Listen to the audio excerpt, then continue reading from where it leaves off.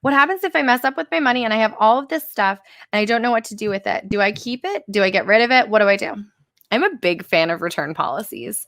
I always keep my receipts. My husband actually makes fun of me for it.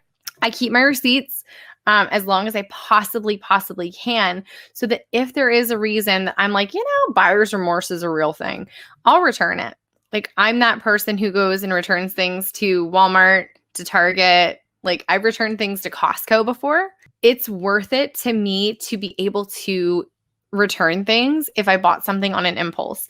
And even with Amazon, so many different Amazon products that you can return back to them for free. And if it's not for free, it's like $2 shipping or something. If you feel like you blew the budget and you're like, oh no, it was because I shopped on Amazon, return everything, get your money back, and put that money right back towards where it was supposed to be going in the first place. Because it is worth it to get back on track, especially like instantly. Like, that's like instant gratification kind of thing. Make sure that you get back on track and that you keep your eyes on the prize of that kind of goal going forward. I had another question that was like off topic, but I did want to talk about this really quick. How do you deal with meal planning? What happens if you overspend at the grocery store? I am a big plan ahead meal prep kind of person. Like, if I can have a bunch of meals in my refrigerator, a bunch of things prepared in my freezer, like, I am a happy camper. And so what happens when you overspend at the grocery store, make sure that you use all of the things that you've purchased. So if you bought a lot of produce and you're like, I bought this because I knew it was the right thing to do, was to get a bunch of stalks of celery. I have no intention of using 8 bunches of celery this week. What's going on here? What am I going to do? And then next thing you know, like, everything's getting soft and moldy in the back of the fridge. It happens to the best of us. What I would make sure that you do is, if you did buy things that are perishable, make sure that you freeze them. Like, if you know that you're not going to use them within the next 2 days or something, put everything into the freezer. Chop up your carrots, chop up your celery, chop up your chicken, chop up your beef, whatever it is, put them into the freezer. So that way you never have to worry about food waste in that sense. Anything that is shelf stable, if you don't want it, you can return it. There's nothing wrong with doing that. And if it is shelf stable and you do want to keep it, you can put it into your pantry. There's plenty of other things that you can do with it.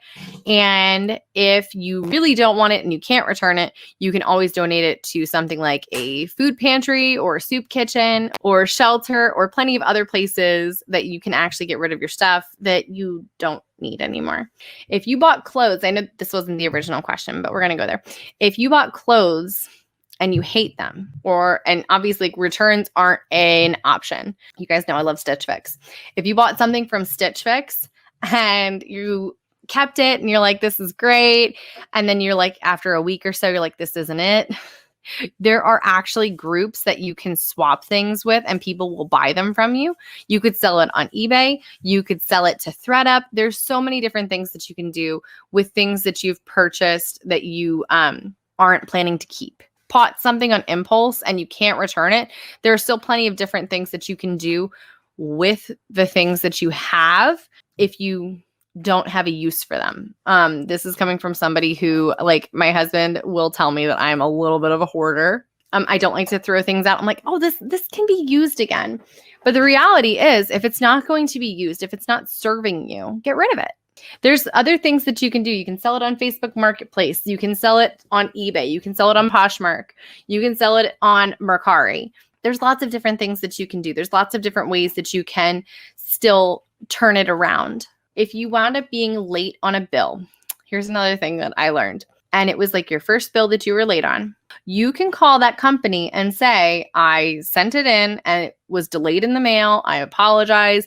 Can I please get this late fee removed? This was the first time that it was ever late. I just didn't get it into the mail on time. Can I please get my late fee removed, returned? If you're nice about it, remember, there's other people on the other end of the phone. These are people. We talked about ways that you can get your bills lowered, and I think it was week 2. This is one of those things. If you wind up with a late bill and you're taking it to mean a whole lot of things about yourself and you're like, I don't know what to do, I'm a failure. You can do plenty of different things. You can reach out to companies and say, hey, can I get a lower rate? Can I get this refunded? Can I get an additional few days on my bill this month? Whatever it is, there's different ways that you can kind of work things around in your favor so that you don't have to stress out constantly about, like, if you messed up quote unquote, with your money.